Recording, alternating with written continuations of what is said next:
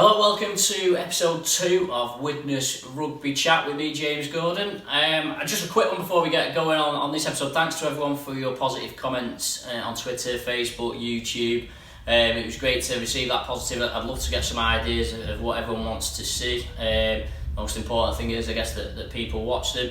I know a few people have asked if I can release this as a podcast, and I'm hoping that probably by the time you're listening or watching this, the podcast may be already out in terms of that'll just be an audio only podcast, and I'll try and weave in some snippets.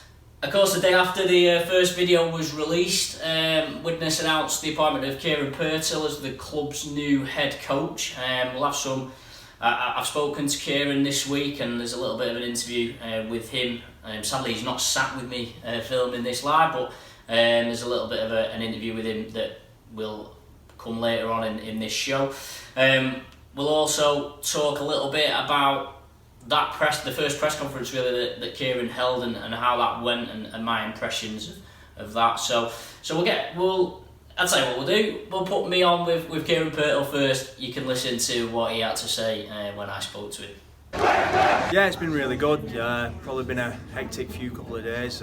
Getting to know everyone, trying to remember everyone's names. But from a rugby point of view, it's an exciting challenge. I think there's lots of positives at the club, and I'm really looking forward to the players coming back in next week. You mentioned the players. So is that them all back next Monday, I guess, for the start of pre-season? Yeah, it's the majority of them back on Monday. There's one or two still not here yet, and obviously we've got a couple of guys getting over injuries. But over the next couple of weeks, we'll have everyone back in and start gelling together as a squad, and hopefully maybe still adding a few more faces to that squad as well. Obviously, a lot of academy players in the squad this season. Do you know much about many of those players? Have you seen any of them previously? Perhaps that maybe haven't been exposed to the first team. There's quite a few names. What have popped up over the year. I've been watching a few clips of those, and I'm really excited by some of the things I've seen. And obviously with Phil Finney there, he's tipping me up on the guys underneath. I'll take my time to get to know the under-19s as well. But I think there's some fantastic young players here with lots of talent. In terms of I'm sure the fans want to know what sort of style of rugby you want to play. Do you have a set style, or is it very much adapting to what players you've got? It's a bit adaptive to the players we've got. Obviously, you've got to find a style that suits your players.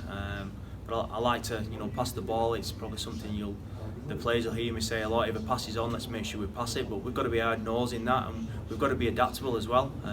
You can't play an exciting brand throwing the ball around all the time. You go to Barrow away in February and it's heavy pitch and it's raining. You've got to be adaptable, and that's one of our challenges, to make sure we just adapt to each game, but also find an identity that suits us as well as a playing style.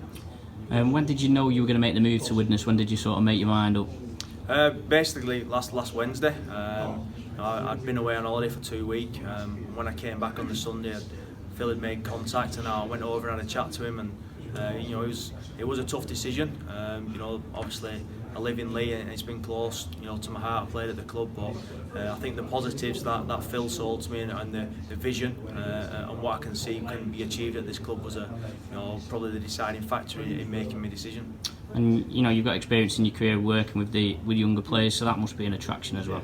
Yeah, it is. Just the mindset of young players and the improvement that those players can get by being being coached and given time and spending time with them as well.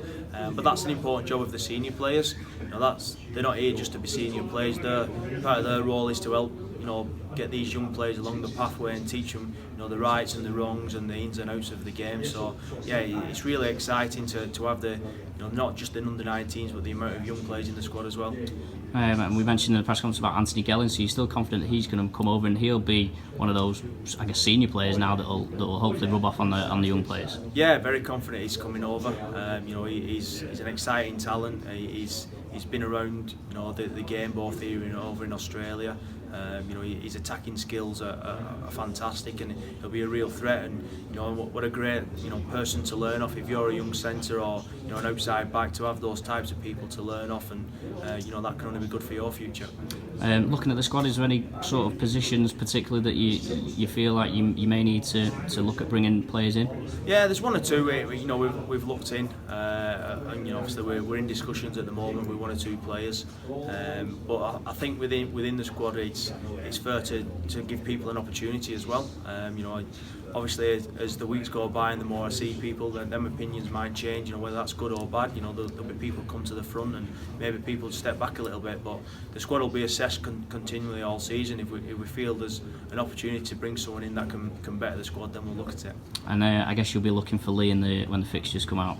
Yeah, it'll be probably one of the first fixtures I look for. I think that and whichever team the first home fixture. I'm really looking forward to the first home fixture. To getting the new team out there, getting in front of the fans, and getting their support on board as well. I'm really excited by that. You can watch, of course, the full press conference with Kieron Purtill on the club's social media channels. I asked a few questions in the press conference, particularly about Anthony Gelling. The club seemed confident that he's coming over. I think I've been fairly public with my scepticism over whether he will appear, and sort of I think the lack of Stonewall confirmation from the club has been a bit telling. But by the sounds of what I was told earlier in the week, it's all in hand. They're just sorting the logistics, the visa, the paperwork. I know his partner's expecting their first child, so obviously there's a few issues there to iron out. So fingers crossed, I guess, for next season, because I think Gelling will provide Widnes a real boost on and off the pitch, really, because he's the sort of character that I think the club needs. He'll get out there with the fans, and I think we talk a lot about the disconnect between the club and the fans at the moment, and I think Gelling could be the sort of character to address that. My impressions of Purtill were very good. I've only spoken to him a couple of times previous. I think I was actually at the game, his first game as league coach last year, which they lost to Halifax. So I don't know him, particularly, but I think I was very impressed really by how he spoke and how he answered the questions, and both in my interview and the press conference. And I think he's a bit like wants to get his head down type sort of guy. So I think as I said in the video in episode 1, I think that actually appointing a coach was a big move for the club. They needed to get it over and done with, and I'm glad that they managed to sort it out. One point that has been made by people is the recruitment. So a lot of players and a lot of contractors are being handed out prior to the coaching appointment. There was a discussion whether how long has Purtill sort of been lined up, and apparently he only agreed last Wednesday before they announced. So that was the day before they announced it, pretty much. So I think he'd been on holiday and he'd made the decision on the Sunday. As a Lee lad, he probably was holding out some hope that maybe something had happened at Lee, but Lee's loss is sort of Widnes' gain now. So generally impressed. I think it's a tough job, I guess, for him to come in and get to know effectively. I mean, he knows Liam Hood and Harrison Hansen from last year, but pretty much all the other players he'll never have worked with them before. So that'll be a little bit of a learning curve, and I know he's leaning on Phil Finney quite a bit at the moment. So Phil has moved up into this performance director role, and I've seen a few comments. I don't think that's actually a bad move by Widnes, because Phil's been sort of the driving force behind the growth of the academy for the past 8 or 9 years, and he knows the players that he knows a large majority of the first team squad better than anyone, having seen them up through the academy. So it'll be interesting how that dynamic works, because Phil Finney's got to communicate with Kieron. He's got to teach him a bit about the players that until he can learn stuff himself. It sounds like recruitment wise, they were a little on the fence. I felt I asked the question, what's happening with the squad, and you sort of got the generic answer of they're always looking to add to the squad. So it'd be interesting to see if there is any movement. I sort of tried to see if they'd say any names, but it doesn't sound like there's anything really bubbling along at the moment, or certainly not anything worth mentioning.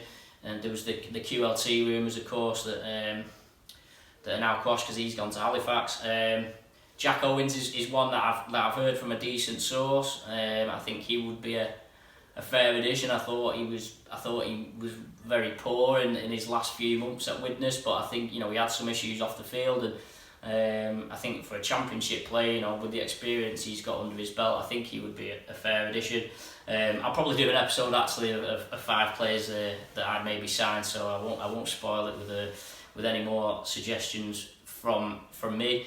I guess the wait at the moment is just waiting to see what happens with Gelling, to see whether he comes over. We may know by now the future of Krisnan Inu. I know Kieron was saying he was speaking on Wednesday, it's Thursday now, so it'll be interesting to see where he pitches up.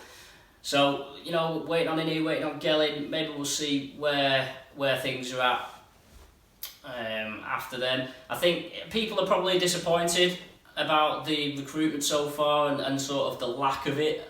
Only 2 pro players really signed up, but I think there's a little bit of a worry about, you know, you don't want to overspend maybe because the central funding goes down the year after. So if you're lumbered with multi-year contracts, and ultimately players want to sign multi-year contracts, it can come to bite you in the backside the year after, and we've seen that happen at Lee and Featherstone last year. So I'm sure Widnes are trying to avoid that, but certainly I think recruitment, there needs to be some before the start of the season. But generally I was encouraged by Kieron's comments and what he had to say, and it was certainly a far cry from a Francis Cummins press conference, that's for sure. So you know, Kieron knows that he knows the championship. He's impressed by the club and the heritage of the club and the facilities, and he knows he's got a job to do. They seem to be confident. I mean, Hep Cale was there as well. They seem to be confident that they can push for Super League. I know there's a lot of people who are maybe sceptical about the squad, and you know, I may be even one of those, but I think they're only maybe a few signings away from being able to be competitive, and let's remember that if you get them top 5 playoffs, it then comes down to who can be better on a one-off game. So I think competing with Toronto for players and for money is probably not the best way to go. You've just got to figure out a way of beating them over 80 minutes at the end of the season. That's something that Kieron didn't manage to do at Lee last year, but I had a bit of a joke with him and said hopefully he'll manage it this year. So hopefully Canada maybe as well, where I'll hopefully be able to do one of these videos. So thanks for watching, thanks for listening. Like, share, comment on all the platforms. Get me on Twitter. Let me know what you want to see and what you want to hear.